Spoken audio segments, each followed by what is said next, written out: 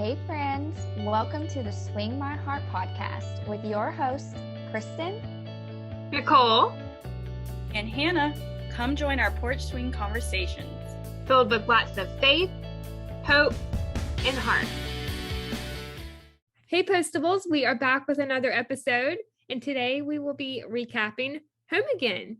Hannah and Kristen, they couldn't make it today, but we have a very special guest on the podcast, Kylie. Welcome to the podcast, Kylie. Hi, Nicole. Thank you so much for having me. Hello from lovely and rainy Vancouver. Well, hello. Thanks for having me. We're excited to have you on and talk about this wonderful movie. Yes. Oh, one of my personal favorites. One of the first few that I saw when first becoming a postable. Yes, it's a great one. I love it too. And being Absolutely. an artist, I love the art aspect of it as well. So Yes, it's aesthetically pleasing, like not just like in sight, but sounds, costumes, music. Oh man, even the view itself, like the farm, everything. yes, I love it. Before we start on our recap, Kylie, how did you find SSD and how long have you been a postable? Oh yes, okay. I love telling this story, so I'm excited to talk about it. So interestingly enough, before I became a postable, I first came across it in December 2019, and this was just me going through TV channels and looking for Christmas movies. And the Christmas movies I love to watch are Hallmark Christmas movies, but like I often have trouble finding these in like in my TV network. Like I'm sure they're easier now that I know where they are, but at the time I didn't. So I was just looking through Christmas movies. I'm like, where on earth do I find these? And then I went to this channel, it's called Vision TV, and they regularly air SSD.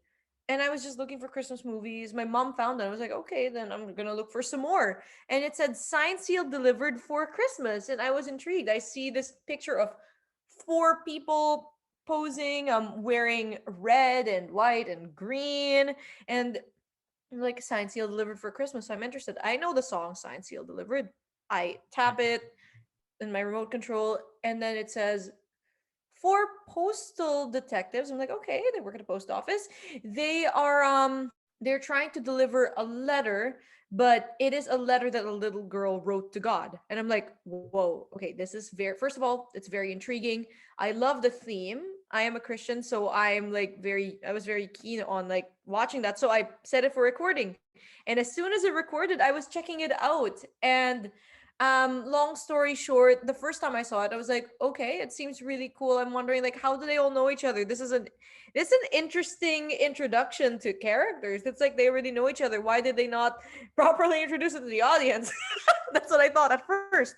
Yeah. But as I watched the movie, I was more compelled with the story. I was just like, these four postal workers are putting their heart and soul into this. I'm thinking like, what is making them put their heart and soul into not just delivering the letter but making this the best Christmas for Hannah, the little girl? I'm thinking they're so invested in this. And then there were a couple moments where I teared up, I was moved, and I was like, wow.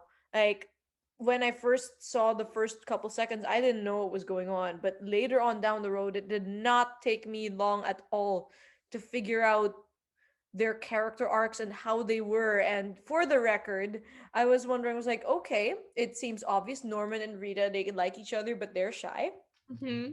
Shane and Oliver, like I know they have a thing, but something is stopping them. And I was like, as soon as then I was like, what's gonna happen now? And I found out it was a series.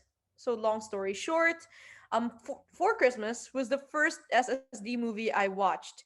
And then what happened after that was I wanted to see more. I found out there was more. So I came across From the Heart, and I was thinking, do they do movies seasonally only? So I recorded From the Heart.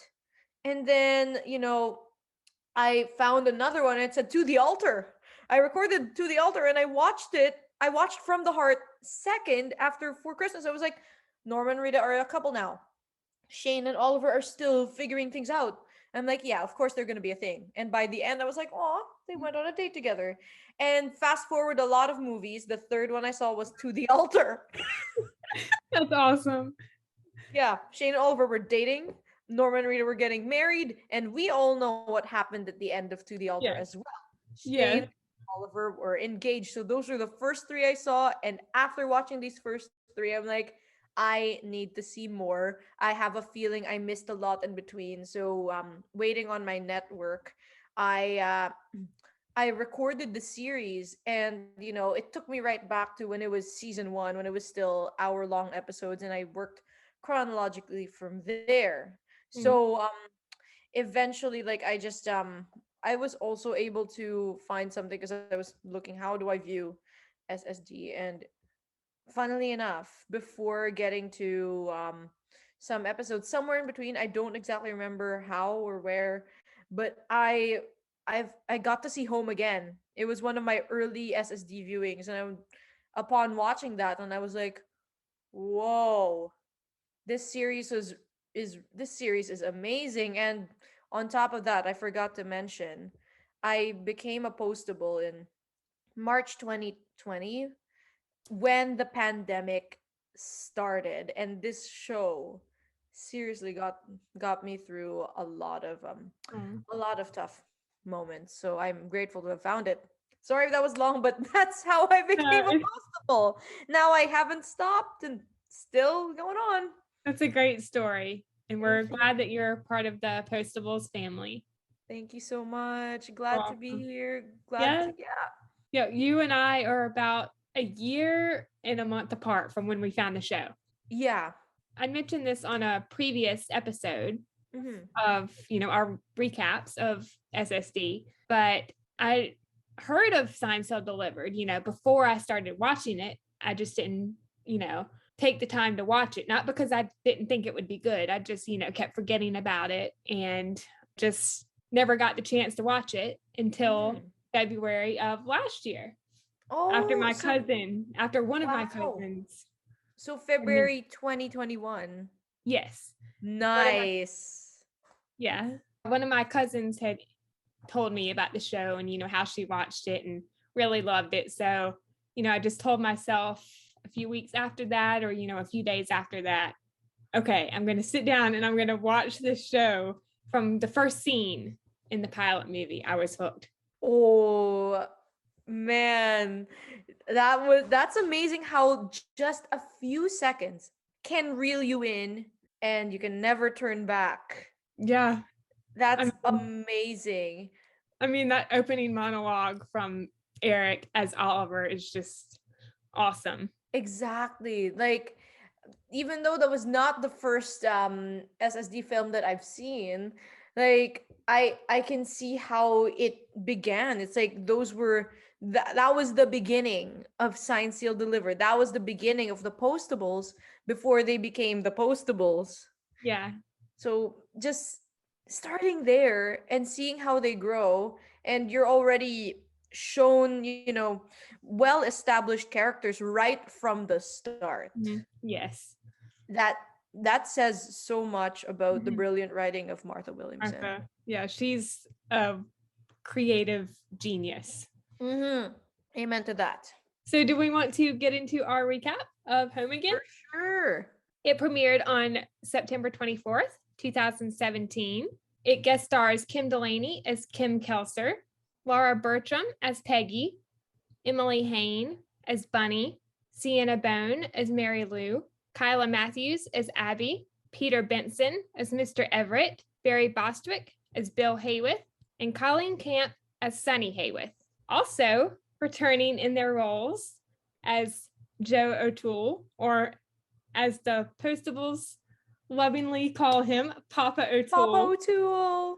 Gregory Harrison, Amelia Ullerup as Dale Travers, and Zach Santiago as Ramon Rodriguez. When the Postables discover an antique vase with a letter inside, they trace the package to three little girls who attempted to sell the vase 18 years ago in order to save the family farm. While the vase was an heirloom from many generations ago, the origin is suspicious. With the farm again facing financial hardship, the Postables must choose between doing what's legal and doing what's moral. I love that synopsis. That's a great overall summary of this movie. Yes, a good synopsis makes a big difference. But Yes. what makes an even bigger difference is the story within it. Yes. Yes. Of course. Do we want to start with the letter story with the Kelter Yes. family? Yes, absolutely. The movie, it starts with a scene of three sisters, and they're walking through town to the post office, and we see them go into the post office. They have a big box in their hand, And the two older sisters are arguing already. yes. Their names are Peggy, Mary Lou, and Bunny. They are mailing a package to Denver. They want it marked fragile. I love the line from Mr. Everett and Bunny, when they're leaving. And Oh, yeah. he says, "What do you got in here anyway?" And Bunny says, "Hope." Yes, because they like the vase is a symbol of hope. It's also a symbol of faith because it actually that little scene, that little line actually calls back to something Oliver said in One in a Million. He said it's like handing your heart over to a stranger. Yeah, And that's exactly what they did. exactly. Yeah. After that scene, we get to the Postables, and they're going into work, and then they arrive at the DLO, and Shane is trying to figure out where to put the picture frame, and how to hang the picture frame. Yes, and she found it like just somewhere on the street when she and Oliver were walking. Yes, which we'll talk about when we get to Shane and Oh Oliver. yeah. I love that scene. Me too. But she finally finds the spot that she wants the frame hung, and she puts the nail in the wall, and she has the hammer in her hand, and she goes to hammer the nail in the wall, and she doesn't quite nail it. Yeah. She knocks down the wall pretty much. Oh yeah, the wall in which she smashed her way. Yes, which we'll also talk about. I also love that scene. Yes. Oh man, and her face as soon as her three colleagues look at her like, "What did you do?" And she's like, "I I love Norman's line. He says, "There's a new horizon." Exactly, because that's exactly what Shane was talking about. New horizon over. Psh. Well, Norman has a point. They tear down the rest of the wall. Well, they tear down more of the wall so that they can walk into the room and see what it is. Exactly.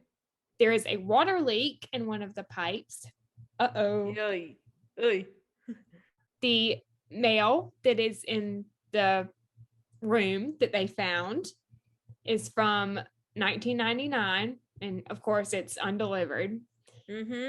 And they go on talking about all the mail, and I believe it was Oliver. He says something along the lines of, "It's the lost mailbag of Harry Snap." Oh yeah, the one that Rita thought was just a legend. Yeah, I have it written down. She says, "He's real? I always thought he was just a legend." And Shane's like, "Who's Harry Snap?" That's when her newbie side still comes, despite her being there for a little while, because those three have been there longer than she has, and she's like, it kind of goes to show that even if she's already established in that family, she still has a lot more things to learn, even like the littlest things that could end up being a big deal. Yeah, most of the mail is waterlogged. Then we see the Postables find the vase. I wrote in my notes, "Great catch, Norman," because yes. Oh, that was terrifying. Oh my goodness, that was a good catch. That was a very close call. That really was like part of me wonders, it obviously was fake glass. It was not real glass. There must have been many takes where Jeff probably must have not caught it. I don't know how the outtakes work, but then that must have had many takes. Yeah, I'm not sure. I would love to know that. if it was That was actually the real question. glass or like real porcelain glass, I think is what the vase was made out of. Yeah. Oh, those Norman reflexes. Oh, goodness, that was close. It really was. They start to examine the vase and read the letter. I have the letter written down and I can actually read it for us if you want me to. Absolutely. So the letter says, "Dear Sir, I am sending you this vase because we really need to sell it. When I called you last year, you said you thought maybe it was worth some money, but you'd have to see it first. So here it is. You also said you would have to know how old it is and where we got it and the whole story of it. So here it goes. We live on a farm. It is very hard work, and hardly anybody has a real farm anymore. But my mom says that's the way we've always done it, and that's why our milk is the best, and nothing beats happy cows and hard work and hope. But that's where the vase comes in because times are bad again, and we are almost out of hope now. We are a family of farmers. Our family has been raising cows and selling milk and making cheese for more than 100 years. The women in our family always have girls, and they all grow up to be farmers, except every once in a while, a girl gets born who just wants adventure. That was great-grandmother Betty. When World War II started, great-grandma Betty left the farm and joined the Women's Army Corps. Everybody understood why Betty ran off to join the war, but all the women in our family are farm folk, and maybe they wander sometimes, but sooner or later, they all come home. When Betty went to war, she got married to an army captain, and the man who married them gave them this vase as a wedding present. She didn't bring her husband home, just the vase and a baby. That baby was our Grandma Isabel. 5 generations have lived on this farm with this vase, and we all believed what great-grandma Betty had said, that the vase was probably worth a lot of money. She called it our just-in-case vase. We could only sell it if we really, really didn't have a choice. But if we were the strong American women we were raised to be, we would always think of something else before it came to that. And we always did. One year, we practically lost a whole herd of jerseys to a cow epidemic. Sometimes a bad year meant we just ate eggs and peanut butter and cans of soup so the cows could have hay, but they never sold the vase. Sometimes there were tornadoes and droughts and blizzards and floods. Sometimes we had to trade stuff away, but we never sold the vase. But 6 months ago, Daddy died in a tractor accident in the West pasture, and that's why we're in trouble now. Our mom and dad really, really loved each other, and she's still so sad she can't get out of bed. And Peggy and I are trying to take care of Bunny and the cows and go to school and trade milk to pay the bills. Then last week, a lady from the social services came and asked where our mother is. We told her she was sleeping, and she said she'd be back next week. So if we can just sell the vase, we can pay the bills, and Mama will feel better before somebody comes to take us away. Oh, and that's where it stopped. Yeah, and Norman, said, I hope they're still, and, he can't even finish. Yes, and I feel like that says something about him saying that line Mm-hmm. and the situation, because Norman knows what it's like Mm-hmm. to no longer be with his biological family, in that case, like his biological mother, and he knows what it's like to be a foster kid, so he's wondering, like, are they still Mm-hmm. with their mom at this point in time? Yeah, I was almost crying reading that. Oh, of course. That scene always makes me tear up a little bit, especially towards the end, of the letter. Mhm. Exactly, like seeing how deeply these four felt. Like even Rita couldn't complete one part, which is Mhm. why Norman took over for her. I loved that. I loved how Norman took over for her. That was Mhm. really sweet. He knows. It was really sweet. He just knows what to do. Yeah, He knows what to do. I love that scene of them all taking turns reading the letter. I know. And it's not just because it's a long letter. Like, that was a reason, but then the fact that they're all working together to get this done, and just so they all can be quite literally on the same page, Yeah, which they are. yes, they're a great team. They are. The Postables believe she was possibly writing to an art dealer in the Denver area. They narrow their search down to European porcelain specialist. Norman's cousin Serge has a twin brother named Igor. Oh, He's the- him. Yes. He's the associate director of decorative arts at the Colorado Museum of Fine Art. Mm-hmm. And then they find the cow diary, or a part of the cow diary, because the second page is missing, unfortunately. Yeah, but trust Norman to notice those things. Yes. I love his fascination with things. Yes. Yeah, it's awesome. I also love in this scene, after they find the cow diary, they go on to talk about how there has to be somebody that can, pull the words from the paper because of it being waterlogged. And Shane mentions Dale and, how they should give her a call. And Rita says, do you really think it's a good idea for Oliver to be reaching out to Dale? And Shane says, oh, absolutely. And you go with him. You're going with him. That part. Of course. I love it. Rita's such a good friend. She is. And she gets the hint because because she's the one who approaches Shane saying, Yes. Are you sure it's okay with you?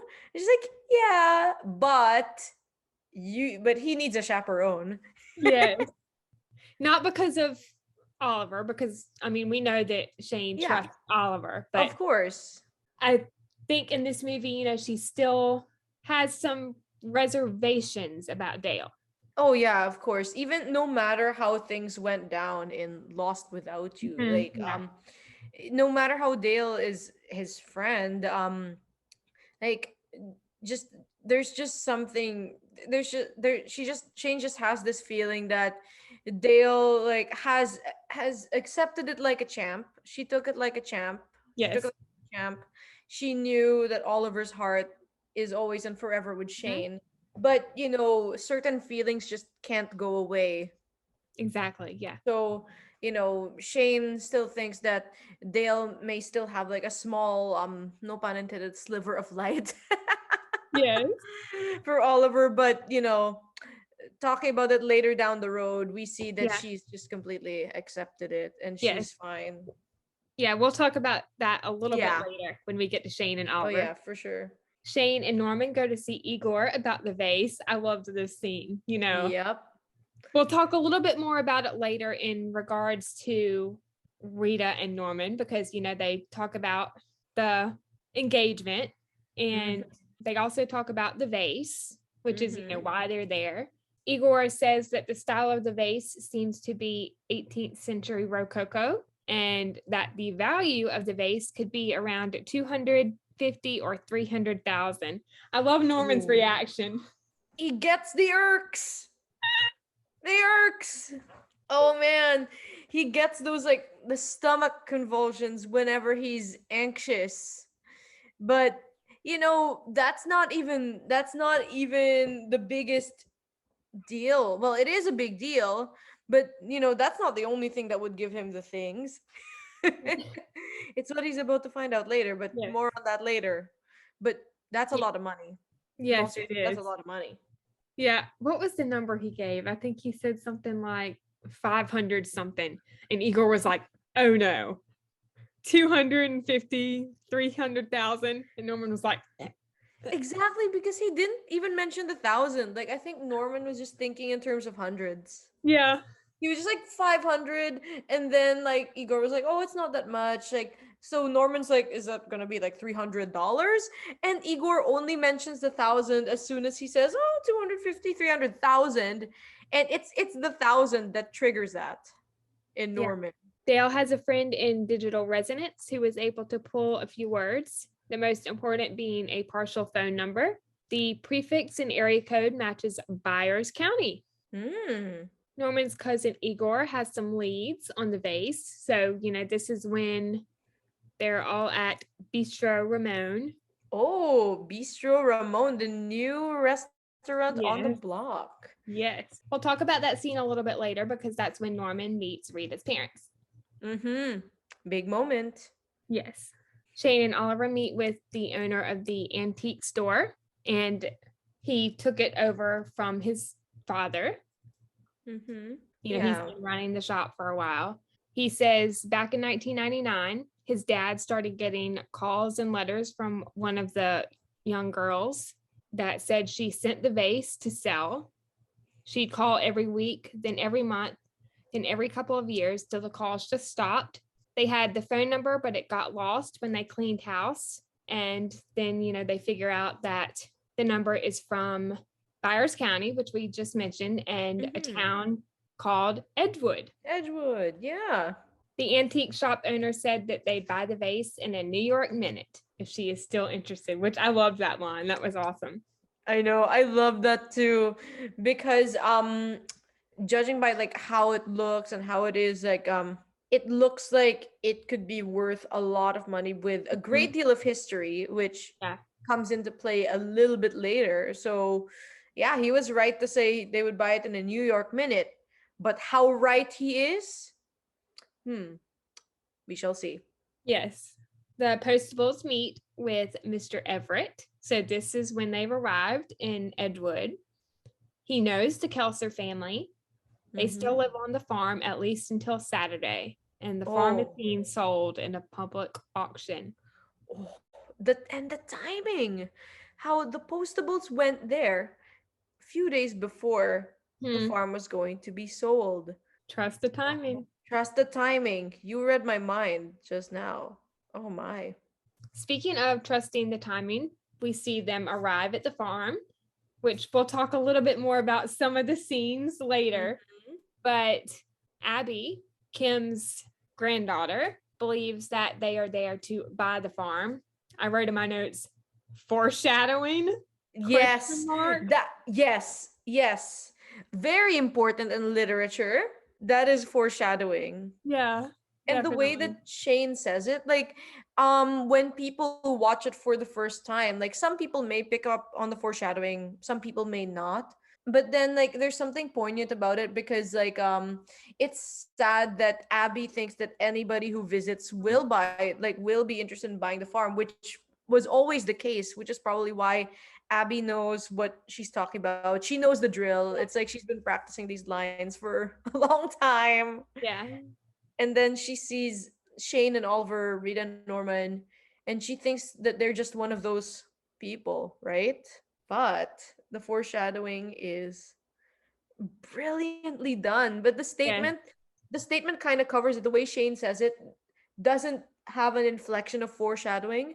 It just has an inflection of sadness because she's like, oh, this little girl is used to this. And it's sad. Yeah, it is. I can't believe I just picked up on that foreshadowing when I watched it, I think last night. Oh. You learn something new every time you watch these movies. Yes. Oh, yeah. You always catch something new that you haven't before. Exactly. It could be a little tidbit, no matter. Like, I feel like every postable has been saying that, and it's very true. Yeah. It's like, you notice one thing in the first viewing, but then the second, third, fourth, blah, blah, blah, who knows how much. Yeah. Always something new. That's a mark of of writing a stands the test of time. The Postables meet with Kim Kelser.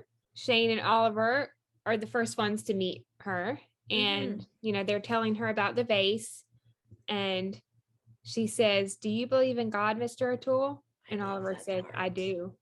And Kim says, "Good, because you just might be the answer to our prayers." I love that part. I do too. Oh my goodness. Because they came just in time. Yes, they did. Kim said, "If there was ever a time I was tempted to sell that vase, it would have been now, but I didn't have it to sell." And then, they start talking about the logistics of selling the vase and, all the forms that would need to be signed. Yes, and the signed consent from all three girls. Yes. That was crazy because both Bunny and Peggy, like they know that their sister is not there, and they're thinking, "Oh my goodness, we are doomed." Mm-hmm. We have not been in touch with her for a Yeah. long time. Yeah. They have a photo with the vase. Yeah, that's the proof that was given to them that, Yeah. hey, that was the day that their great grandma Betty received it, right? Yep. They haven't seen Mary Lou in over 2 years. I also love the little moment between Bunny and Norman when they're talking about making lemonade. That was cute. I know. That's a very Norman thing. Like, Yes. I just think that he's interested in, new things, like living in the moment, taking in the present, exploring the world around him, and just taking joy in the little things, like lemonade.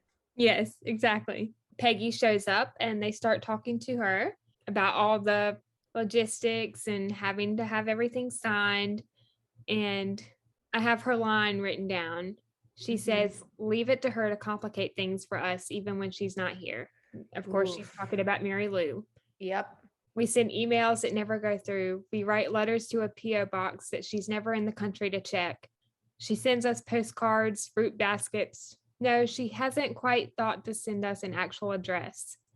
And even if she did get a letter that we sent her, and even if she stopped following her heart long enough to read it, and even if she did sign your papers, and even if she managed to send it back, I doubt any of that would happen in time for us to sell the vase and get the money so that we could pay our taxes and our bills and save our farmhouse and let our mother die in peace. Oh dear. That last line, because here's the thing, there's a lot of anger behind that line, but at the tail end, like this is the first time the Postables find out their mom is dying. Yeah. That's the first time they find it out. They just they don't know it until Peggy brings that up. Yeah. That scene, well, that line always makes me cry, especially the end of it. Of course. Because that's a big revelation. Mm-hmm.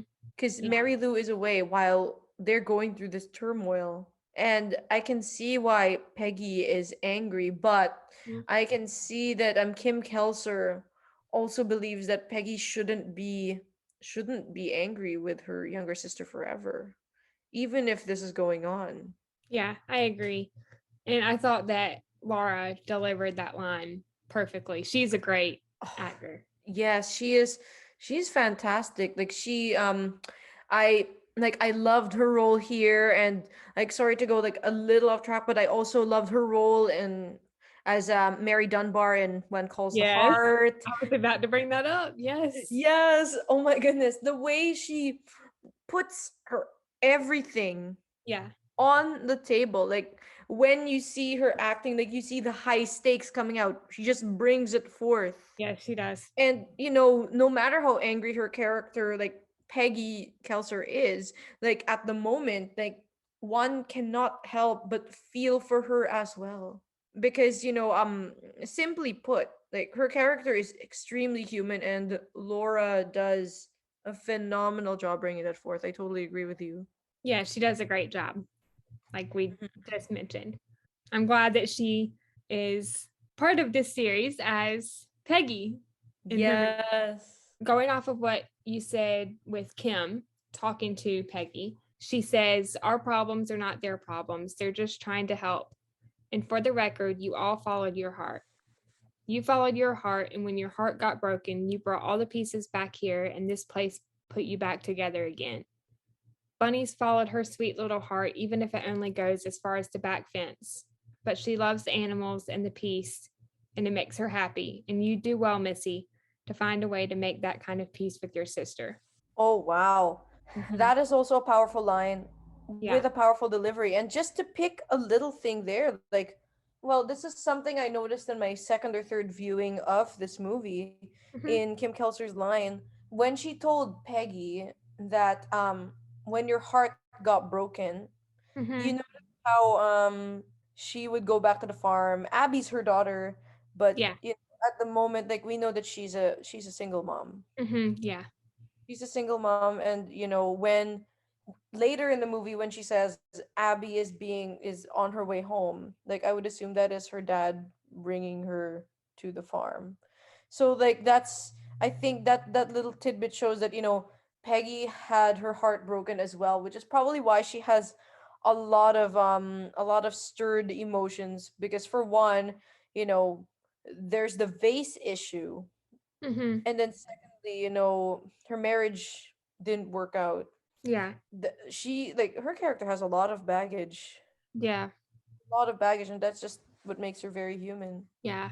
Kim says that Peggy acts angry, but she dismisses her sister, and they were so close until the vase went missing, Oh, which is that really is, sad. it is. Oh my. Just until the vase, and then that's Yeah. all. That's probably all those two sisters ever talked about, Hmm. and not pleasantly, I might Yeah. add. Yes, we'll get to that in a minute because there's that, one scene. We find out Kim has cancer in the next scene when she and Oliver and Shane are riding in the pickup truck. And she says it doesn't kill you right away, but it kills you.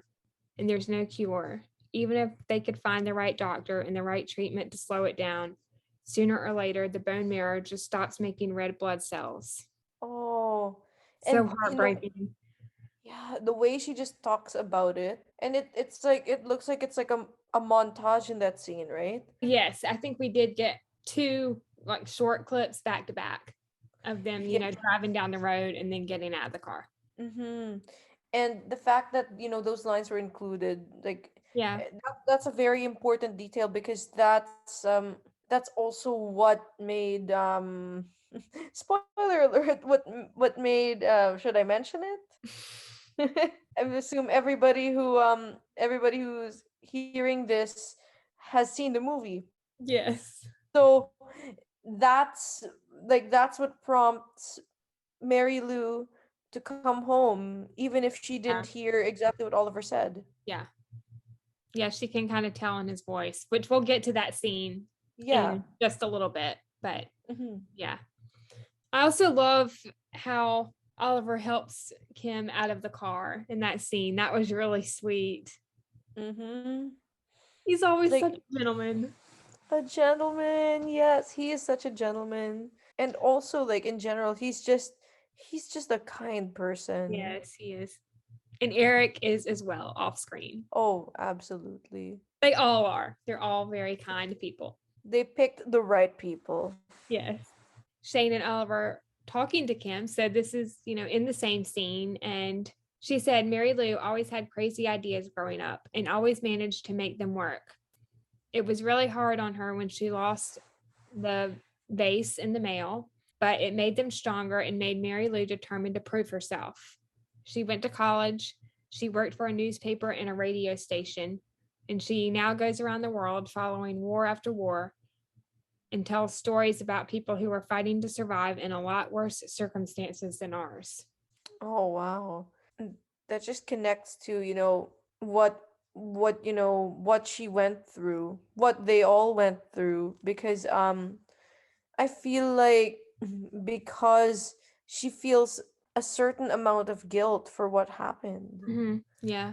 Like, the fact that it was mentioned that she's following stories of people in worse circumstances. Mm-hmm. And I feel like that's her way of giving back to people who are going through bad situations. Yeah. And, her way of showing them that they're not alone, Yeah. which is why she's following their stories, because she believes that those stories matter. I think so too. Yeah, I agree.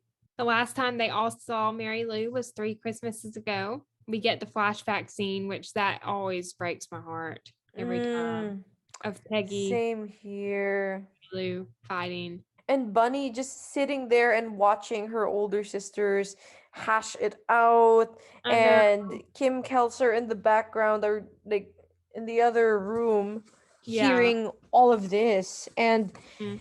the way it was portrayed was very raw and very real, because those things do happen in real life, and I imagine people who are watching this and have gone through situations like that can connect really easily and feel like, ouch, I know Yeah. what it's like, I've been there, or for some people, I'm currently there. You Yeah. know what I mean? Yeah. I love the part when Kim is talking about her favorite time of day when the cows come home. Oh, that golden hour. Yes, the golden hour. So pretty. I know, like when you see all the cows coming Yeah, back, like I can see the sun like shining, like later on it's setting, but then you just see yeah, it just there yeah, that afternoon, in the yeah. golden afternoon. Yes. That's a Disney song. In the golden Yes, afternoon. in the golden afternoon when the cows are coming home to the pasture. Sorry. Why I love did I it. do that? That's in Alice in Wonderland, I It think. is. Man, Exactly. They could I learn a haven't lot seen that from the in forever. flowers, but we can learn a lot of things from the cows too. Yes. Shane and Rita looking at the scrapbook with Kim and Oliver talking to Peggy. Peggy asks Oliver to help them track down Mary Lou. She is an associate news producer at a news agency in New York. She also says even if it's too late for the auction, it might be enough to bring Mary Lou home in time for mom. Oh. Yeah. The photo with the vase was taken in France. She was stationed in London, in Allied headquarters in Paris. Then, Shane starts to put the pieces together that something doesn't seem right. Yeah, something And is not right. yeah, something seems off. After she puts the pieces together, Oliver is standing there and she tells him that we need to leave and there might be a problem. That's the bump. Like a Mm, little bell went off her head the minute that that Kim Kelser was talking yeah, about how great grandma Betty received yeah, it at the mhm, wedding. That just spoke volumes. yeah, it did. The Postables talking to Joe, Bill, and Sonny in the DLO about the vase. Shane says that when she saw the French flag in the photo, she remembered a course she took in college about the art that went missing during World War II. Some of it was stolen during the German occupation from museums or private homes, and then it was sold or traded or hidden away. Some of it has been recovered and returned, but there's a lot of it that's still out there and people are looking for it. Family heirlooms, old masterpieces. If it's from Europe after the war and it's as valuable as they think it could be, then there's a very good chance it belongs to another family it was taken from. Oh yeah, exactly. And the fact that Shane knows that, I feel like she's using what she learned in college, because going back to very, very early SSD, Yeah. like she told Oliver that she was an art major, I believe. I don't remember the whole Yes, line, but she told him that, and that just the continuity there is very consistent. it is. She's using what she learned in college to help her out in her current occupation. Yes, that's awesome. It just makes sense how, when we learn things, when people learn things, we kind of use what we know in situations now that we learned previously. Like Mm-hmm. it could be something like psychology, for Yeah. example. Like Yeah. someone could wonder why someone is a certain way, and then they, let's say even 3 years down the road, when they haven't even touched their textbook, they look at a person they're talking to and they're like, I know that you are not okay, or I know that something is not okay. Yeah. And they use that, and that's exactly what Shane did there. And besides her hacking expertise, Yeah. Yeah. she got a little create she got creative, Yeah, she did. a creative way to find, a harsh truth. Yeah. And the episode she had mentioned her art degree in was in A Hope and a Future. Yes, exactly. That Episode first scene. 10. Yeah. Or the first scene with the Postables, of course. Yes, they were fixing The she was sign fixing for the Rita. sign for Rita. The Yeah. special delivery. Oh, what a time. Yeah. I love the montage of the Postables working in the DLO. We see Shane doing research and Oliver talking on the phone. I love the look that Shane gives Oliver. That was really sweet. Oh, yes, like it's a split second. Yeah. He's on the phone, but she just gives him a smile and she's like, Yes. look at him. Look at Yes. him. I'm so determined. Like even no matter even if they're working, like Yeah. those little moments. Yeah. Just like, oh, look at you. Yes. Oh, and that song, it's interesting. More on that later. Yes. But something something about it, and this is I'm going to have to give credit to Chandel from Alameda and Downing, the Mhm. Science Seal Delivered blog. She mentioned that this song that was used in the montage, as Shane and Oliver are working, Rita and Norman, the parents, Yes. that song, it's not just there for musical aesthetic, even though the music is beautifully aesthetic.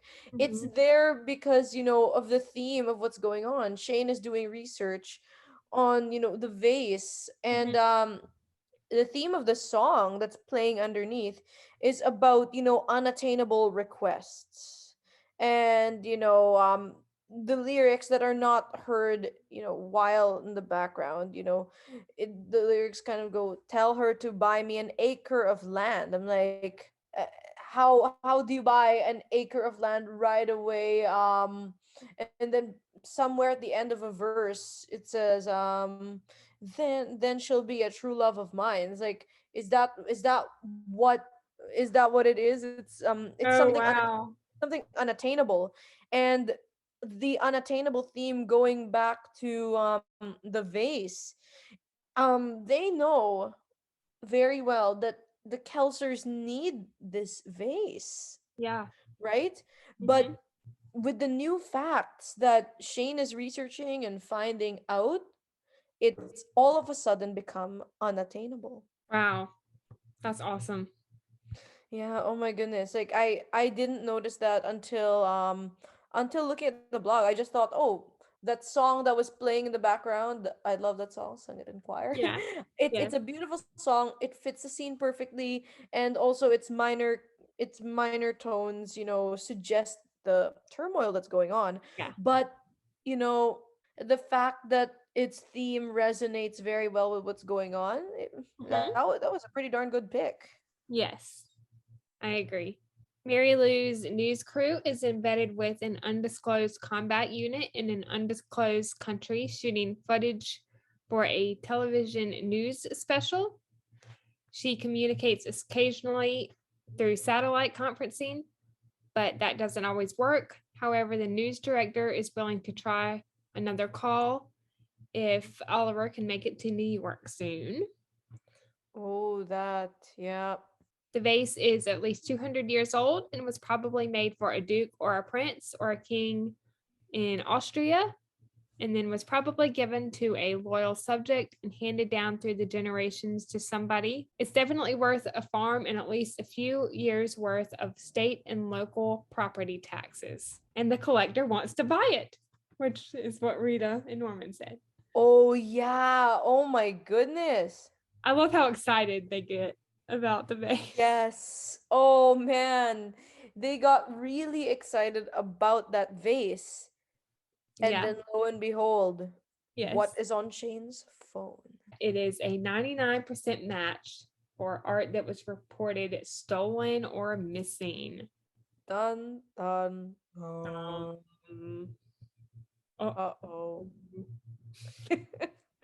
Oh my goodness. Shane was right. uh-huh.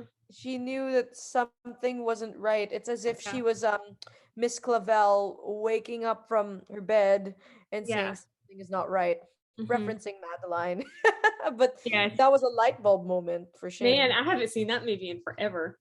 It's a movie and a cartoon TV series, but Yes. I used to watch the cartoon series. oh, so did I. It's just the way a light bulb comes up in her head is very similar to what Yeah. Shane went through, Yeah. so I just thought I'd bring that up. Yeah. We see Oliver talking to Mary Lou via satellite. So, he is in New York.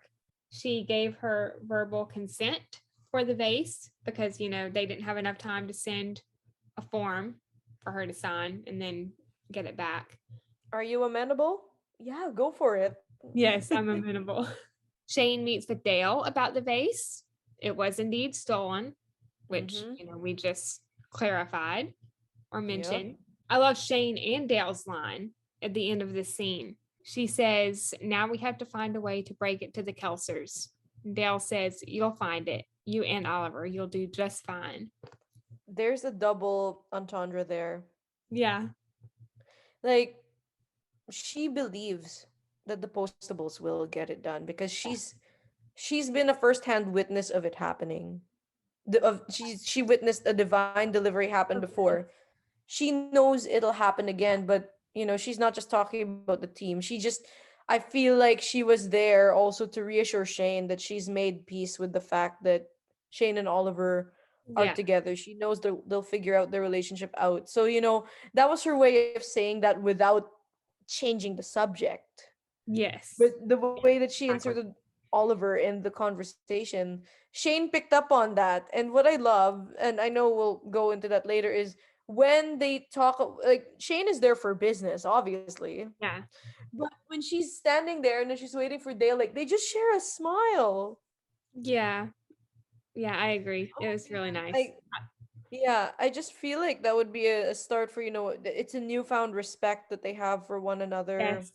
I love the respect between them. This is a nice turning point for them. And quite honestly, I will say this, and I know we're going to talk more about Dale later.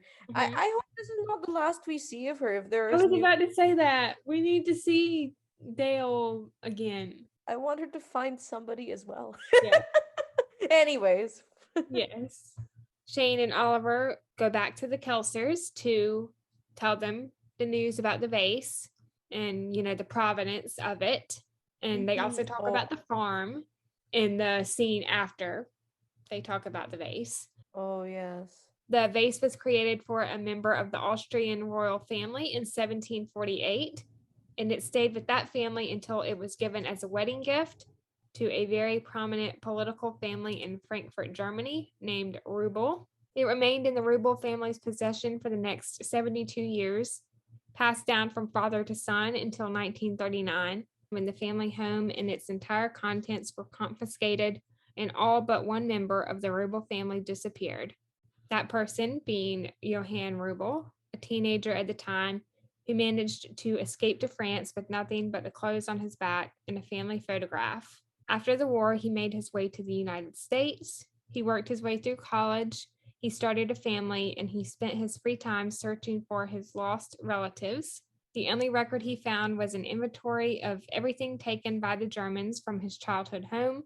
The vase was part of a shipment intended for the private collection of a German officer in France, but the shipment went missing and the vase found its way to France and eventually to the American officer and into Betty's hands. Mr. Rubel is now in his 90s, and they thought the Kelsers might want to see the vase one more time before having to say goodbye. Oh, wow.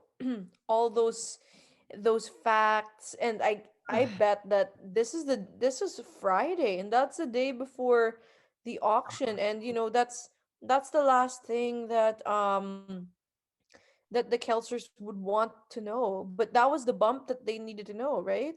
Yeah, they go on talking about how I thought the vase was ours, and I think Peggy's line was something along the lines of, there comes a point when you have it for so long, it just becomes yours. Becomes yours. That I was just thinking about that line. The way she delivers it, like the way she says, like, there's just a point where it just becomes yours. Like this is a desperate hour. After she said that, she said, we didn't steal the vase.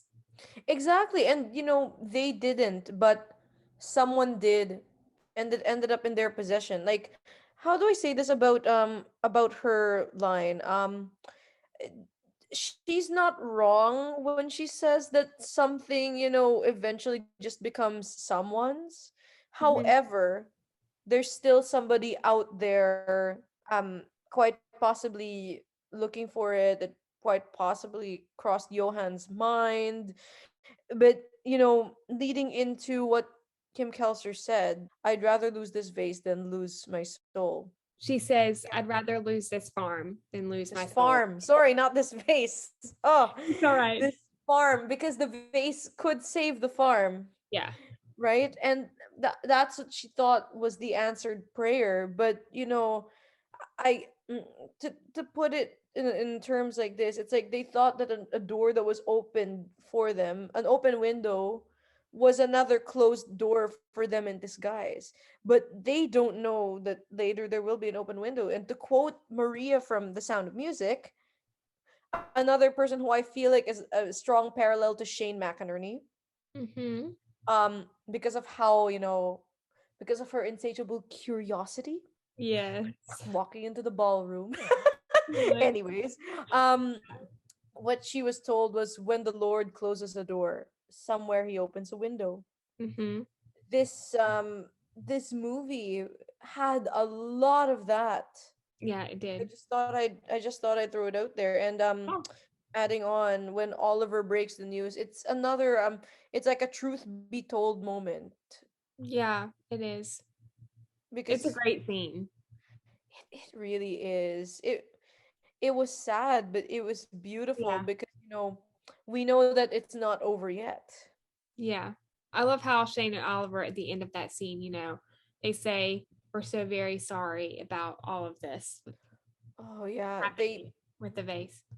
they empathize strongly. And like Shane in that scene, my goodness, she's already emotional. She's already crying.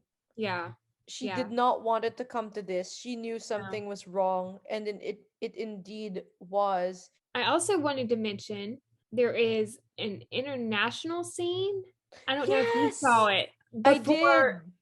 before the scene when they were talking to the Kelsers about the vase. It was Norman and Shane, like they were already there at the house. Yeah, and they were getting out of the RV, and then Oliver shows up. Yes, welcome back, or welcome Yeah, home, and she takes his arm. And yeah, I also love the scene between Bill and Sonny. It was adorable. And then it's also foreshadowing, because Sonny says, "Billy, look at this place." yes. I loved that scene. Of course, I didn't see it when I first watched the I movie because wish it was there. I They gotta just know. keep the whole thing. Like, I mean, even if the scene wasn't there, it doesn't take away from the story. But you Yeah, know, exactly. Yeah. but I just still feel like it is necessary. It seems like such a happy scene, but it's a good, prelude to something more serious. Yeah. It would have been nice for that scene to be in the movie for all of Yes. the postables, but it doesn't take away from the story. Exactly. It doesn't take away, like, whether it's there or it's not. Like, it doesn't. Yeah, you're right. It doesn't take anything away. It's I just an just added bonus. An added bonus, yes. But in all seriousness, I just wish that the thing that was kept in was Shane greeting Oliver. Like, that was That was really necessary. cute.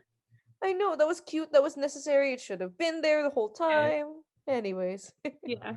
And jump forward to after they have told the Kelsers about the vase and they're talking about selling the farm. That makes me cry, when they're talking about getting up the next day and packing up everything. And I believe Kim's line was something along the lines of, we'll show Abby how a Kelser woman lives and how she leaves. Oh, ouch. That stings. That really stings, It's a because, beautiful line, but it's also a heartbreaking line. oh, absolutely. Because here's the thing, this is their first time learning how. It's like they're gonna teach Abby what it's like to live as a Kelser woman going Woman. through Yeah. strife, but it's also a learning curve for all of them, because they have never left once. Yeah.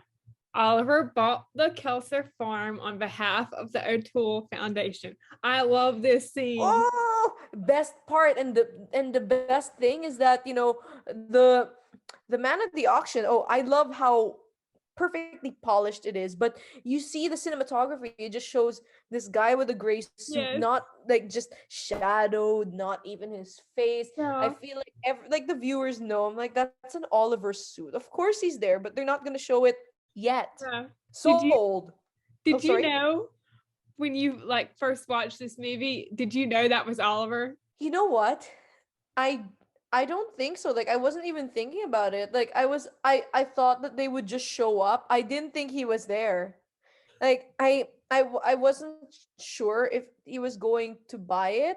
I didn't even know about the O'Toole Foundation at the time because actually I saw You this had one seen. before. Truth be told, like I'm Yeah. not. Truth be told, pun intended. I saw this one. This is one of the first ones I saw. So like my first couple viewings of SSD was a little disjointed, but Yeah. I That's I understandable. had my suspicions that the Postables would intervene. I just didn't think he was there. And as soon as the guy said to the gentleman in the back, I'm like, who else would be the gentleman in the back? And then Oliver shows up. The faces of the Kelser women Yes. say I everything. I loved Abby's face. Like the smile on her face. She's like, you. She's like, I knew Priceless. you'd come through for us. Her face is priceless. I I love it though. know. I She's love like, it. oh, you. Oh my It's goodness. you. Yeah, that was wonderful. I love how generous Oliver is, and especially in this case with the money from the O'Toole Foundation. Like he uses the money for good, which is amazing. Oh yeah, absolutely. Like another bit of foreshadowing is the O'Toole Foundation because he mentions it to Shane before he leaves for New York. Yeah. It's a brief mention, but how it comes into play Yes. for the farm. Yes. You're He's such a buying the good farm, guy. right? You're Yeah. buying the farm, but you're not buying the farm. Yes. I was just about to mention that scene. You know, they tell the Kelsers about the O'Toole Foundation and how it's going to help put the farm into a living lands conservancy that guarantees that it could never be sold or developed. For the farm to stay as it is, it has to remain a sustainable and workable farm and has to Mhm. expand into an education center that teaches responsible agriculture. Bill and Sonny are going to run the education Yes. center. Yes. And that explains everything. That explains, meeting Bill in the farm in to the altar. That's Yeah, all I'm gonna say. yeah, That explains why he's there running the show. yes. The O'Toole Foundation has assumed all financial responsibility, Oh and wow. Oliver goes on to say to Kim, "You are free to live here until the cows come home." Oh, oh, that line, man. It's really sweet. Wow. You know what? Not only have they helped these folks, but even off screen, like assuming in the canon, I'm Yeah, pretty sure they have a lifelong friendship. yeah, Like, I what agree. if they see each other over holidays? Like, I wouldn't be Yes, surprised. I wouldn't either. No. The last scene with the letter story is the beautiful reunion when Mary Lou comes home Oh, and that they made me read the letter. cry. It always makes me cry too. Oh, And they read the letter from Johann Rubel. oh, beautiful letter from him. Yeah. Oh, oh man, and sorry, before like moving on, I remember like Peggy would always ask if there was a catch. She's like, so what's the catch? Yeah. And then when Mary Lou returns, we never needed the vase. We needed each other. When are you two Yeah. gonna get this through your heads? Yeah. I also love Bunny's line, going back to the letter. Nothing Yes. beats hard work, happy cows, and hope. I know. Like, I love how like she's all grown up, but she's still Yeah. super adorable. Yeah. Yes. She's incredibly sweet. Yes. Do we want to get into Shane and Oliver now? Yes. My absolute favorite pairing. Or Yes. our absolute favorite pairing. Yeah. The very first scene of the Postables, right out of the gate, Oliver is leaving his home and waiting for Shane outside her house. Aww. He brought her coffee and he's wearing a yellow rose on his lapel. And it's there where his heart is. Yes. On the side where his heart is, I might add. Bringing coffee, that is a call back to the pilot. And the way he's standing, like he's crossing his legs, he's leaning against this car. Yes. He's like, good morning, Miss McInerney. I love you. Here is coffee. Yes. I love the looks between them in that scene. So Yeah, cute. and no words even. It says so No. much. And She kissed him. yeah, the kiss on the cheek was really cute too. I feel like that's a bit of a callback to Before Christmas. I could see that. Yeah. I also love how they are color coordinating. Yes. Scene. Oliver has a purple tie on and Shane's dress. Has some purple. Yes. And has flowers too, like because he has his yellow rose and she has flowers in her Yes. dress. And Shondell has some very great blog posts about their wardrobe in this movie. Postables, Yes. if you have not already, go check out her blog, Alameda and Downing, to read them. They're It's awesome. very detail oriented with like costumes, music, everything. Yeah. Lovely posts. Yes. Shane and Oliver, they walk to work together and they find the antique picture frame. And, she says, I know just where this should go.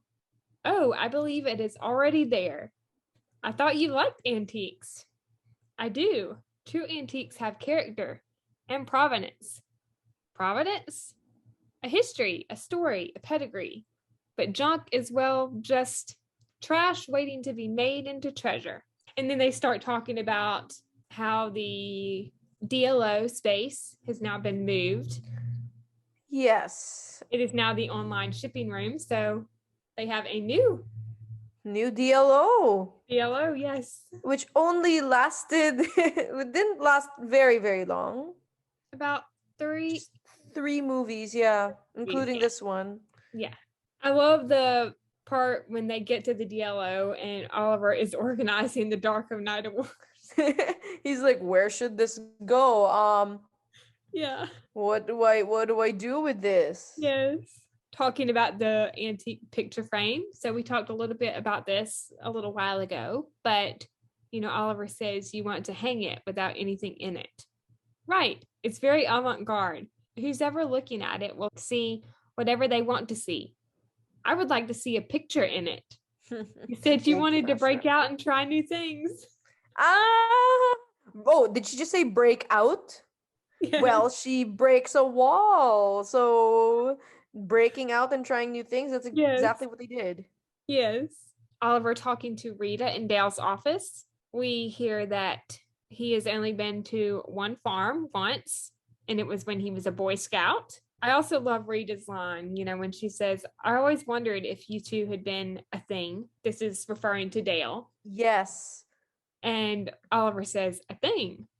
Yeah, the way he says it, it's so funny because his vocabulary is not modern day vocabulary more than half the time. And when people say, oh, you guys are a thing, and then at first he was like, a thing, it's like normally he would say we are courting, we are dating, like those things, but then the way he thinks of it as a thing, he's like, that sounds very modern.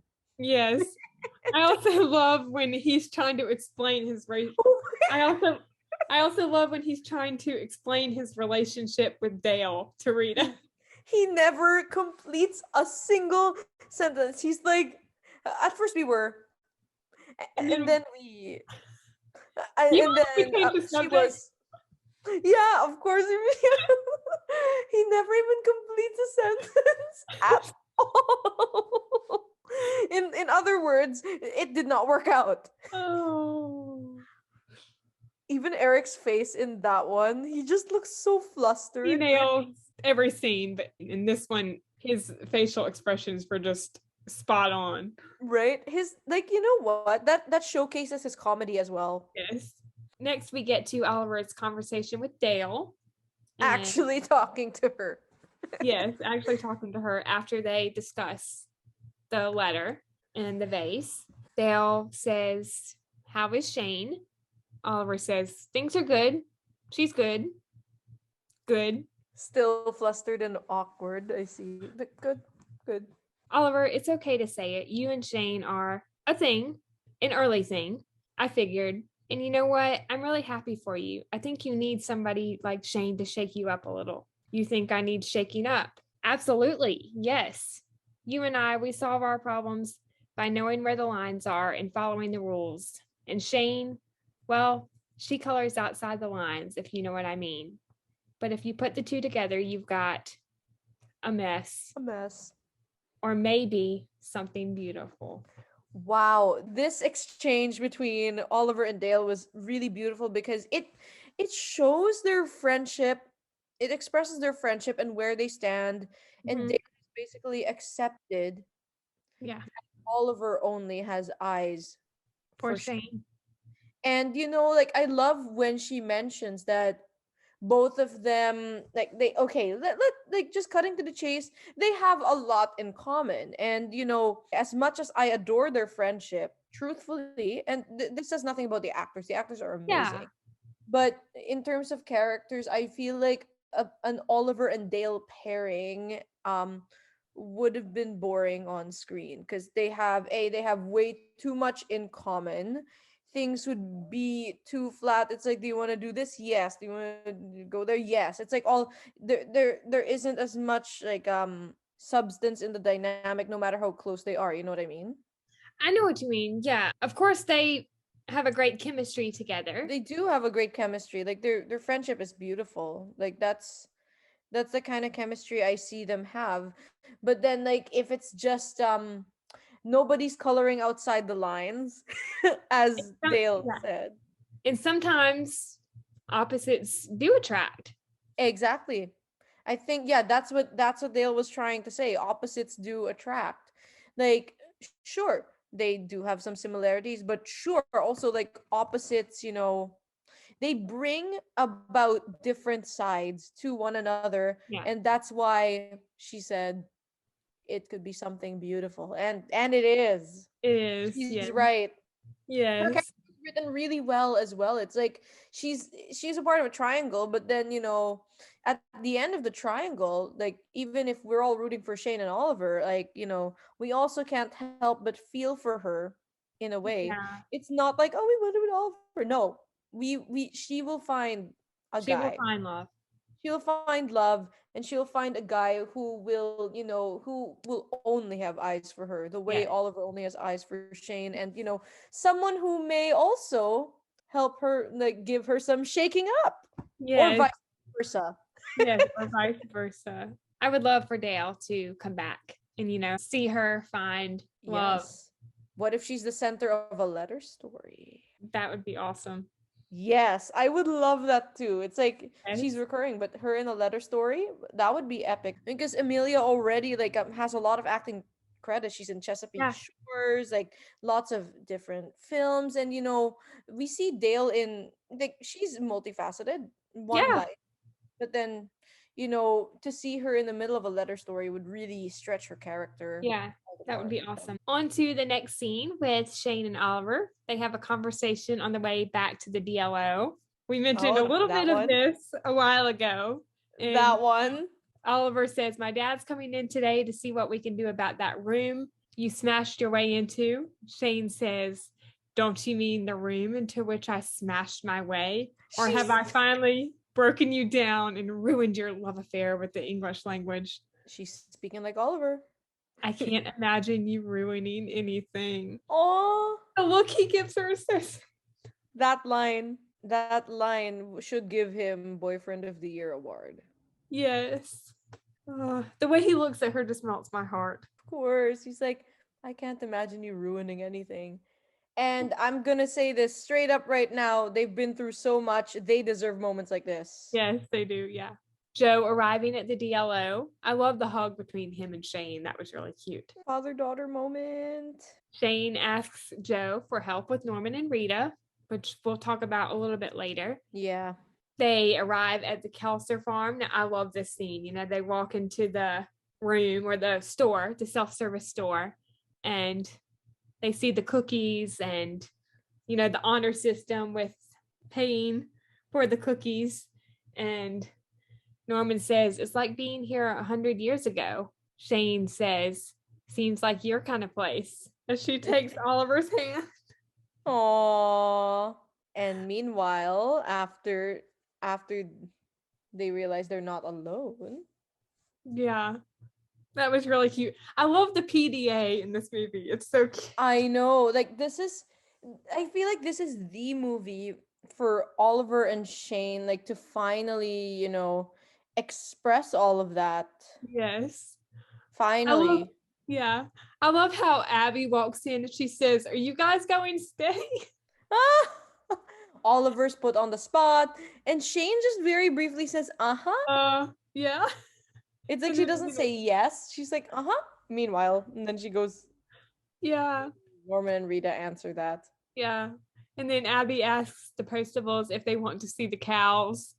And Oliver's like, Guess who answers for him? I think it was Shane. Yep. Yeah. And then how Abby takes Oliver's hand, as she leads him out of the store. Shane was laughing because she's witnessing her man in a circumstance that's outside of his comfort zone, like seeing him all flustered like that. Shane lives for those moments. Yes. She lives for those moments. We get to one of my favorite scenes in the movie, a thing versus going steady. Oh, that one. Shane and Oliver and Abby, they are in the field. And of course, some of the cows are in the field while they are there. And Abby starts talking about them. And I love Oliver's line. He says, "You allow Polly to sleep in your living room?" And Abby says, "No, silly. The parlor is where the cows get milked." And then Shane says, "Silly." Oh, that scene was hilarious because, she totally flirting with him.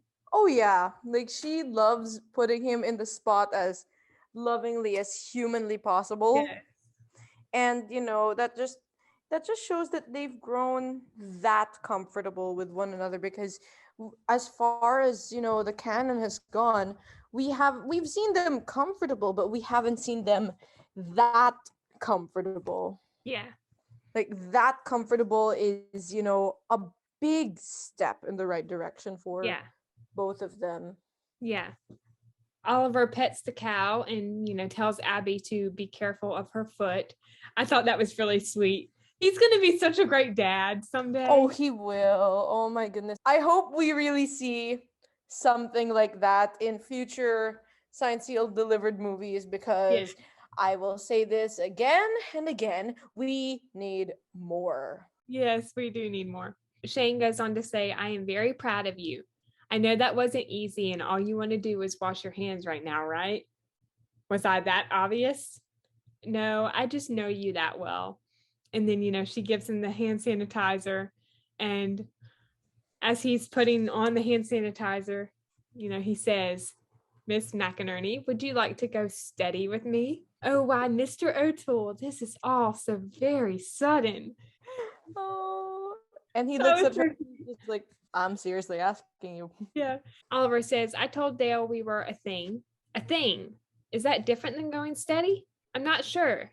Maybe you have to be a thing first, then steadily continue being a thing to subsequently qualify it as steady. What does steady actually mean? It's a..." "No, I don't, because I live here in the 21st century. It's like the wall you knocked down. We were over here being friends, and now we are over here being more than friends. And I don't know what to call that." Shane says, "Progress." Oh, yeah. Okay, question about that scene. Was that was the extended version that got cut from the US version. Oh, yeah. Where does it stop in the US version? In the US version, it stops after Oliver says, "I'm not sure." Oh, come on. Like the rest of it is so good and deserved to be there. I know. I'm so disappointed they cut the big part of that scene, probably one of the best parts of that scene they cut out. That was one of the best parts because he's talking about how it goes from becoming a thing to going steady, and that's that makes a big difference. I can understand why they have to cut some stuff because of commercials, but it would have been nice for it to be in the movie for all the Postables. Exactly, especially a scene like this. I feel like, I don't know what scene, there could have been other scenes cut out to make way for this one, which is, very important. I think it would be awesome in the future for the Postables to have a DVD with deleted scenes or cut scenes from all of the movies. Why haven't they done that for the longest time? I don't know, but it would be really cool to see all of that. All of the scenes that didn't make it into the movie or movies. Yeah. I love the next scene when they are on the front porch and they're sitting in the rocking chairs. And Shane says, "This must be what heaven is like." Yeah. Oh my. I meant to say, I do have something to say about that scene. It's a parallel actually. I find that it's a parallel to season 1, episode 5. Yeah, The Edge of Forever. And the Edge of Forever, the first time we see them there sitting on rocking chairs outside, they have a great deal of tension between them. And Shane is on her iPad. Oliver is looking up and he sees a rare bird. And then after that, they just fight. But meanwhile, over here, they are both in the moment and savoring it, breathing in the air, just feeling at peace. They're already boyfriend and girlfriend. They're a thing. Yes. Like, and I feel like that was done intentionally to have them both at the front sitting in rocking chairs, and as a little callback to that episode, just to show how far they've come. Yeah, they have come a long way. They really, really have, and they still have so much more. Yes, they have so much more to go. I also think that scene is foreshadowing to them, you know, when they're older and, you know, just sitting on their front porch swing at their own home. Oh my goodness. Maybe watching their kids run around in the yard. Oh my goodness. And, you know, if they're like much older, you know, their grandkids would be like, Grandpa Oliver, Granny Shane, he stepped on my foot. Sorry. We need to see that. We need to see that. We do. I love the scene when the Postables, they get back from the Kelser farm the first time, and Joe is singing Blowing in the Wind in the DLO with Bill and Sonny. That was awesome. I know. Like, you know, they just walked in. Yeah. And then they hear and they see them singing this Bob Dylan song. And, you know, it just shows that they're all having a lovely bonding time together. That's my favorite thing about this movie, is that, you know, it shows a lot of the family. Yeah. I love Joe's line. He says, "Welcome to the Flower Power Sing-Along Hour." I love that too. Yeah. They're a short conversation in the DLO. So this is before Oliver leaves for New York to talk to Mary Lou. And she says, "I can book you on a red eye that leaves tonight and returns as soon as I'm able." Again, the looks between them are so sweet. Exactly. Oh my. I'll return as soon as I'm able. They always just give each other these looks. And, you know, truthfully, they've been having those looks actually since the pilot, even if they weren't, you know, a thing. Yeah, exactly. They've always been there from the start. Oh, yeah, they have. Even though they couldn't act on it because, of course, you know, we know that Oliver was married in the beginning of the series. So. Oh, yeah, exactly. Rita taking Joe and Bill's photo in the DLO, that was hilarious. You know, when Joe, I think, has the broom, or maybe it was Bill that had the broom. One of them. And they were like, "Special delivery." That was cute. Like the dads having a moment. Those two, like, I'm sure they became best friends after all of this. Yes. Shane and Oliver talking to Ramon at the bistro about the antique frame. And then Shane teasing and flirting with Oliver. Ovelier. Yeah, Ramon says, "I love it. Such an elegant paradox. A world of possibility inside a simple frame. So very Shane and Ovelier. It's such a thoughtful gift." And then Shane says it was Ovelier's idea, you know, and she kind of like bumps does that nudge again, just like when she said silly. Yeah. And then, you know, Ramon walks away, and then Oliver says to Shane, "Ovelier?" And then Shane says, "Ovelier." Ovelier. And they share another look. That was so cute. I know. Oh my gosh.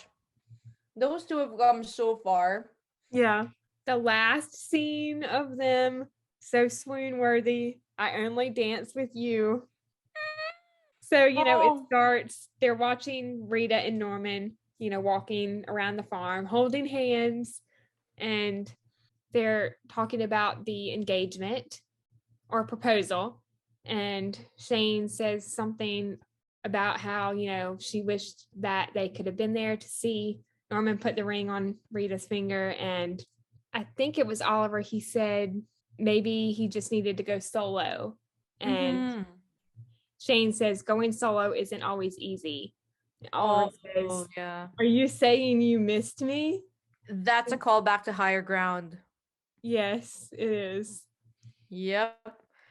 Like, it's hard going solo. It's like she almost said she missed him. Yes. Like, he almost said he loved her back in the previous film. Yes. Now they're past the almost stage. They're already there. Yes. And that's beautiful to witness after all they've been through. Shane says, you were only gone for one day, but it did give me some time to think about, well, like what one does to go from being a thing to going steady, I don't know. Are there really going steady rules? Oh, several. I looked it up. Pretty serious stuff. Stuff like no hanging picture frames with anybody but me. I can pretty much guarantee that. No hanging any bead dividers without prior approval. I think I can probably live with that. And when Rita and Norman get married, you have to dance the first dance with me. I only dance with you. Oh, I know. And then their kiss lasts for a long time. And with the golden hour, the sunset, the field, the cows, the barn, it's very picturesque. Yes, it is. Oh, wow. A lot of beautiful Sholiver moments there. Yes.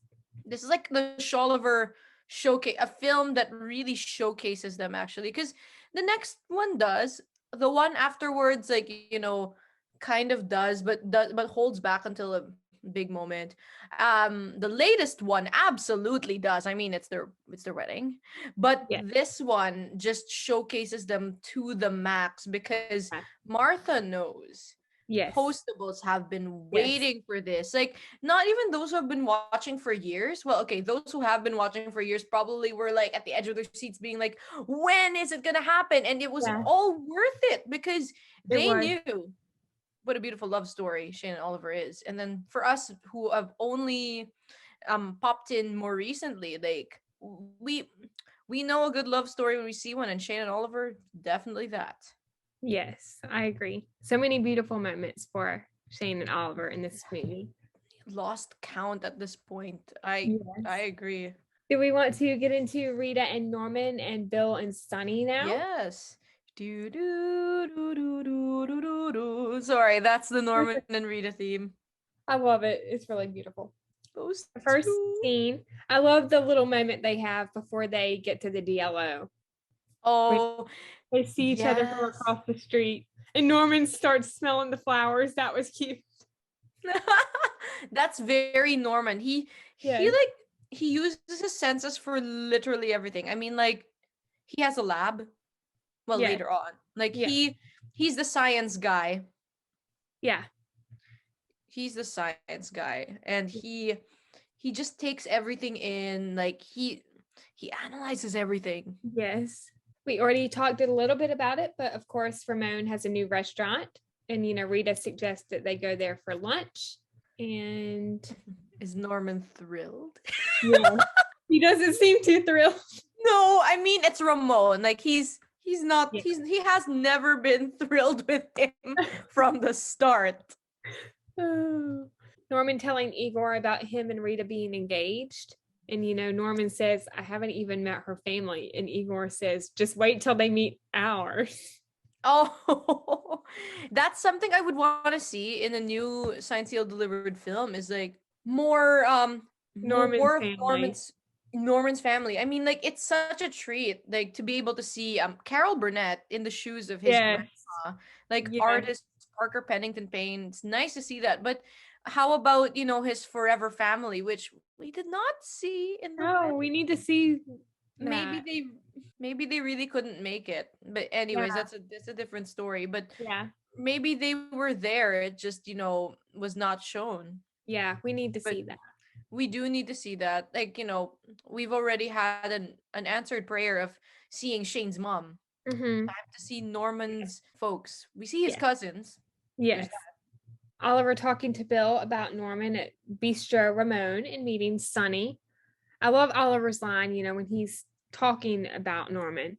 He says, he's a good man and a dear friend. I would trust him with my life, Mr. Hayworth. That's a call forward to vows when Norman talked about Oliver to Sharon. Yes, he's a good man. I trust him with my life. It absolutely is a callback. Call forward, yeah. A call forward. Thank you. It's okay. Oh my gosh, yeah, a call forward. Thank you. Yeah. But yeah, it's the way the parallels work in this series is beautiful. Yes. But yeah, that's perfect. Yeah. I love how Bill's nickname is Bilbo. Oh, Like in The Hobbit. Oh, that's so in character. Although I've never seen that movie, but it's hilarious. Yeah, neither have I. But that makes it very unique. Yeah. That further shows the uniqueness. Yes. We see Norman coming into the bistro, and Shane is right behind him. And I think Rita comes in with them as well. Yeah. Norman blends Sonny's glass. No, he accidentally bumps her glasses fall down and Bill gives him a look, but what a first impression. Yes. Dang. I love Bill's line in this scene when they're at the bistro and he's looking at the music player or the record player. Jukebox. Yeah, I couldn't put my finger on the word. The jukebox. He says, hey, Sonny, they got the birds on here. The beetles, the monkeys, the turtles, the animals.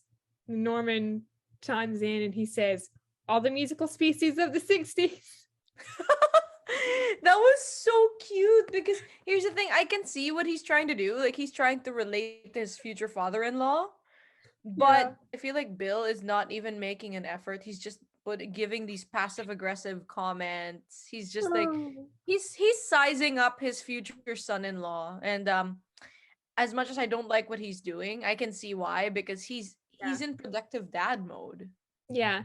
Also, Rita and Norman talking about the engagement ring. Norman says, I have it. Well, I bought it. I put it in my pants. I put it in my pant pocket and then I changed my pants when I went to see Rita to give it to her. And then when I got home, I was so happy, I forgot. And I sent all my pants to the laundry the next day. Well, not all my pants. Not all his pants, because of course he's got to wear. He's got to wear them. Oh, Norman. I feel like he's trying to compensate for the fact that he went missing because, he's also trying to think of things to say because, talking to the father-in-law is not easy. Yeah. Shane and Oliver talk about Norman and Bill on the way back to the DLO. So we talked about the first part of the scene a little while ago, but, Shane is telling Oliver about the gift that Bill had for Rita, but he decided not to give it after he met Norman. Shane goes on to say, Mr. Hayworth doesn't like Norman. Oliver says, well, everyone likes Norman.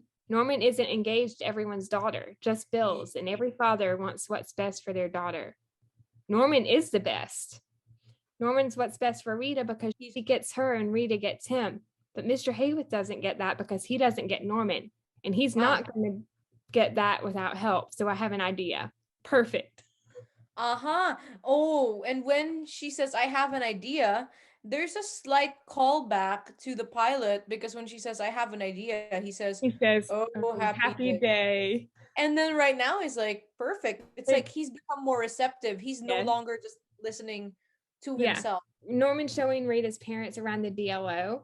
And, they're talking about some of the unattached items that have come through. And Rita mentions coconuts. And I said, foreshadowing to the road less traveled because Shane, Rita, and Hazel found a coconut. Oh, I never noticed that. I just caught it last night too. That's a good point. Oh my. I love Bill's line in the scene. He says, do you like kids, Norman? Oh, yes, I was one once. I liked it. I was one. He's definitely trying to, think of things to say and actually make his future father-in-law smile. Yeah. It has not worked well for him so far, unfortunately. Joe meeting Bill and Sonny.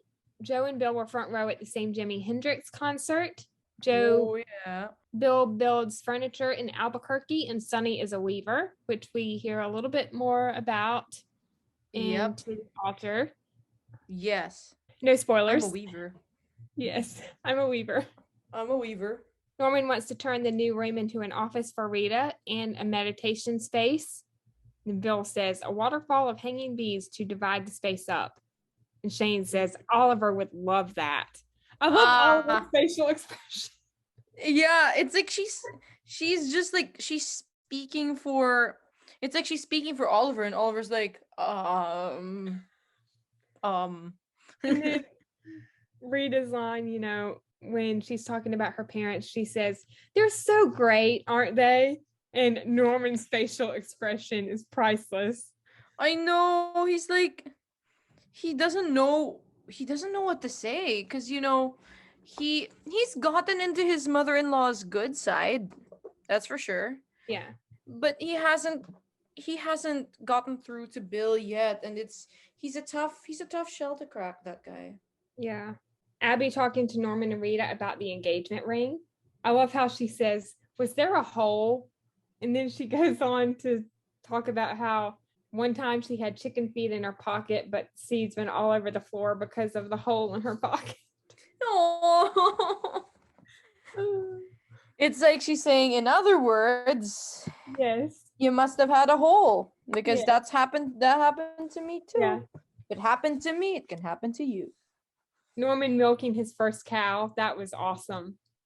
Oh yeah, I love that. Norman, again, Norman just loves to learn new things, and then you have him milking the cow. Wow. Rita standing up for Norman to her dad. I love this scene. This one always makes me cry. Makes me cry too. Oh, her monologue there is the best. I have their lines written down. She says, look, I know you don't like Norman. I never said I didn't like him. I don't get him. But you would if you tried. You just don't want to. I mean, ever since you guys got here, all he's done is try to be nice. The errand he's going on right now is to pick up Mom's glasses. He invited you for dinner. I mean, he milked a cow. He lost your engagement ring. What does that say about a guy? I'm sorry, it's just not what I imagined for you. Ouch. Well, you want to know what I imagined for me, Daddy? Somebody sweet and kind, generous and unselfish. Somebody who's right there to pitch in and help when you need it. Somebody who thinks I make sense no matter what I say. Somebody who doesn't care that I wear glasses because he sees the world the same way I do. And he always tries to find something beautiful in it. He's exactly what I imagined, Daddy, because I imagined somebody like you. Oh dear. That the last part. Because I imagined somebody like you. That's wow. Oh gosh. I'm about to cry right now reading that. No.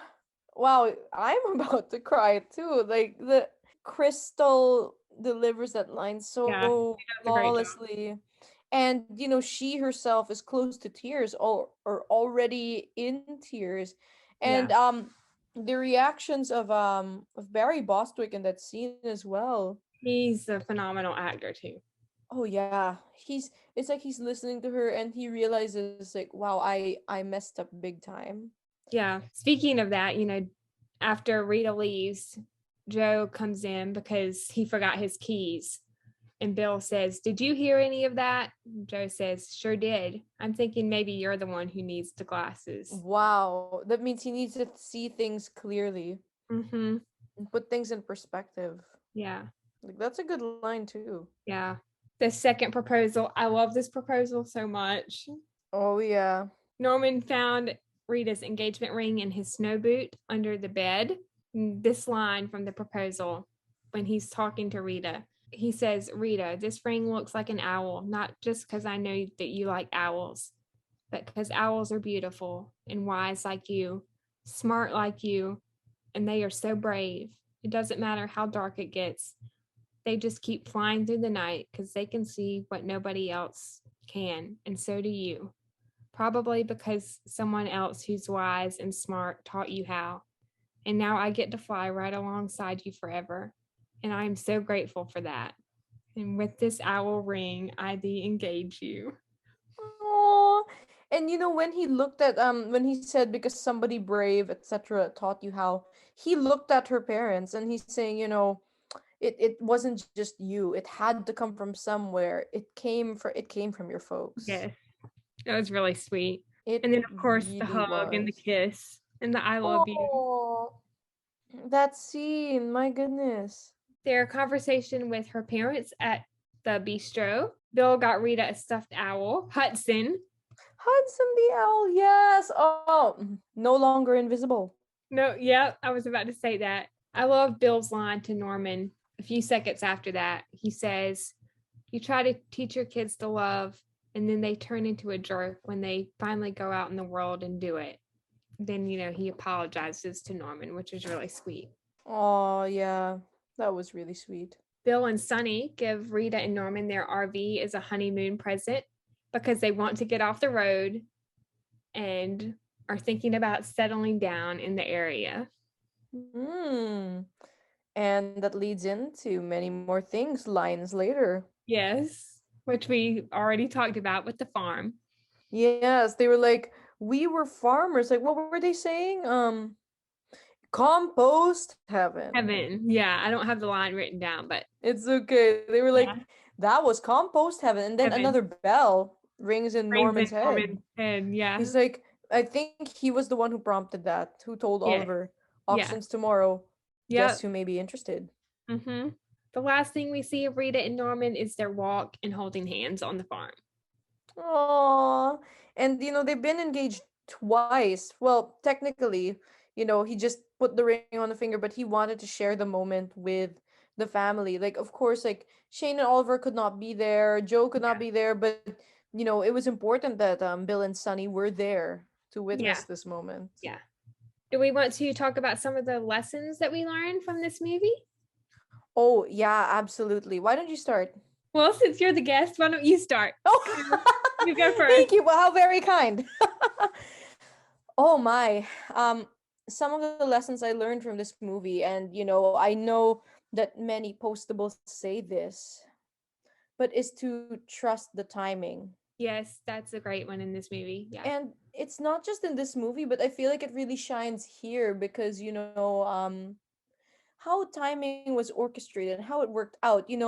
Complete strangers with a situation and other complete strangers with a situation of their own somehow becoming intertwined. This is not just coincidence. It has had to be orchestrated from somewhere, from someone. It had to have come from God because, things don't just happen randomly. They happen for a reason.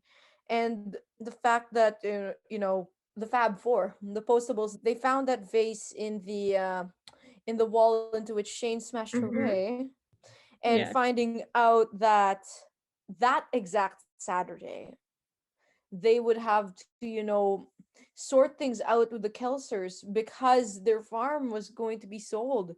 It was just in a nick of time. And, it just goes to show that it is a divine delivery. And,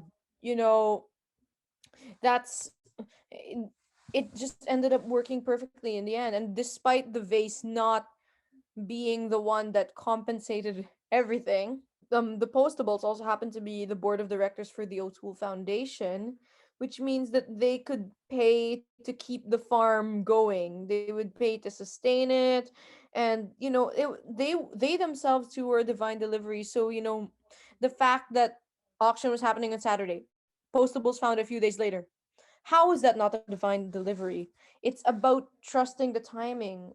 And another lesson that I've learned here was calling back to The Sound of Music. When the Lord closes the door, somewhere he opens a window. This happened here. And I'm gonna go back to the vase. They kept the vase just in case, right? They're just in Yeah. case vase. Yeah. And they were heavily relying on it to help save their farm. So when they found out the Postables had the vase, they were ready to sell it. They were ready to, have that thing sold so that they could get Yeah. their money to save the farm. And that would have been a quick answered prayer, but God showed them, no. He allowed Shane to have this discernment that Yeah. something wasn't right. And she was able to find out that truth, and it looked like all hope was lost. But again, what else happened? Another open window happened to counter that closed door. The O'Toole Foundation, Oliver being able to pay, not just Oliver, sorry, all four of them able to take care of the farm Yeah. after that. And that it's not just a lesson on new things coming, like when the Lord closes the door, he opens a window. It's about again, trusting in God, trusting his timing. It ties into what I said earlier, but you know the best things happen when they least expect it. They were expecting the worst, but everything just worked perfectly. All like because God causes all things to work together for their good, and it Good. did. Yeah. It Romans did. 8:28. Yeah. Yes. Like I do wish that was mentioned in the episode, but it was heavily Yeah. heavily implied Yeah. throughout the course of the entire film. So that's just what I want to share. Like I wish like there were more, because like I feel like there is. I feel like at the end of this they will start popping in my head. Yes. But these were the most prominent things that came to mind. So Yeah. yeah, Good one. and it's just a beautiful message to send out into the world. There really should be more.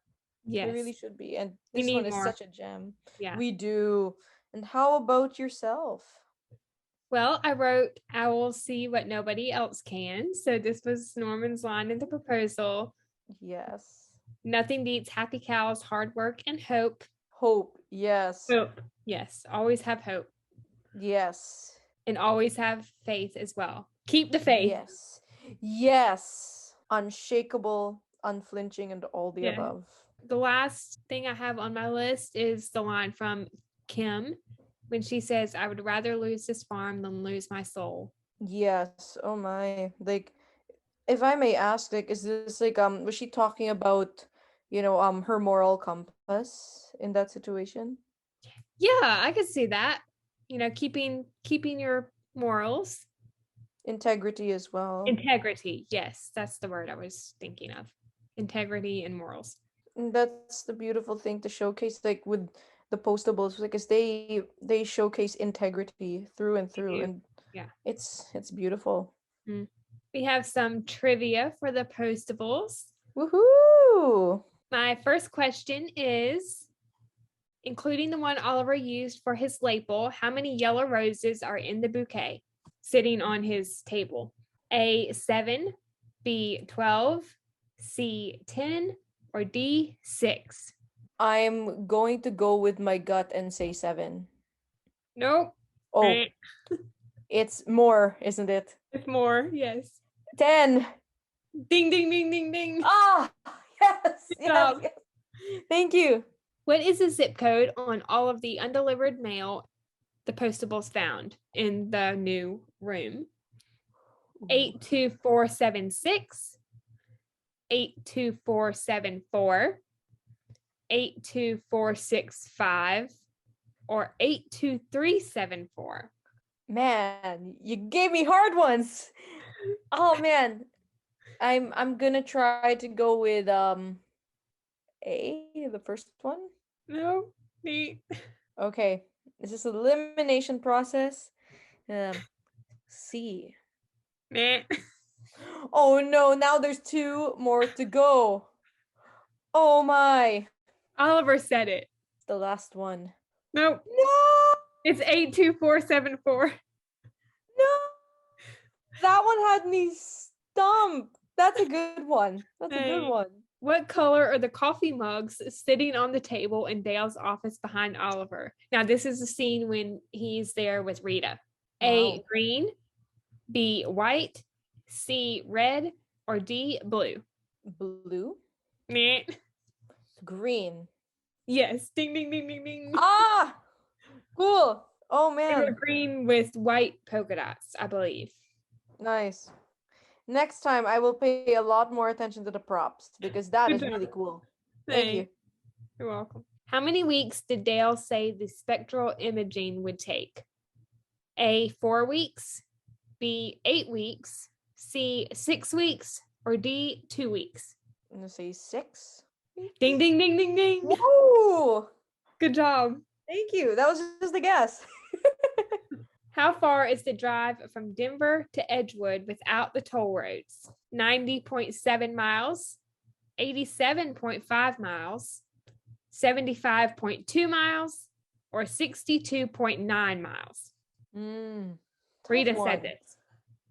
Oh, she has the photographic memory. I do not. D.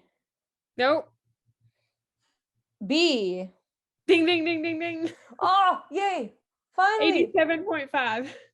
Oh, man. My last question is, what is the name of one of the cows on the Kelser farm? A, Bessie, B, Daisy, C, Arabelle, or D, Clarabelle? C. Yes. Ding, ding, ding, ding, ding. I remember names better than numbers. Good job. Thank Kylie, you. you had some music questions for our listeners. Yes. Which And I will I am answer. okay. Well, there's one song that I can't quite bring up because we talked about it already, but let's see if you can hear this using my baby keyboard. Now, Nicole Yes. and viewers or listeners, this is one of the songs there. I won't say the title, Okay. but what you could do is you could describe the scene it's in, or if you know the name of the song, you could guess what it is. It goes like Okay. this.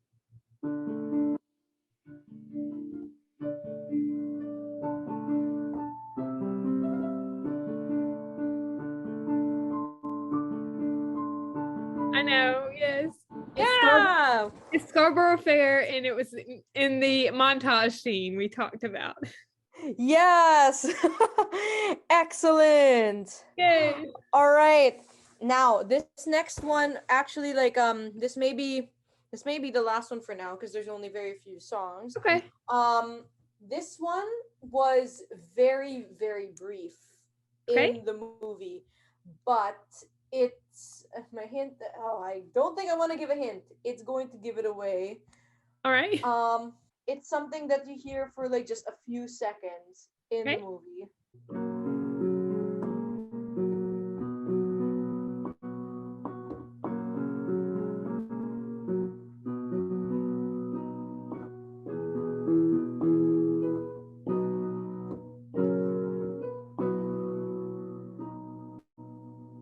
Oh goodness, I don't remember. It's okay. It is. Here's a hint. It may give it away, but that is fine. It's a song that I'll describe the scene that the Kelser women are playing as the letter is being read. I'll play the snippet again.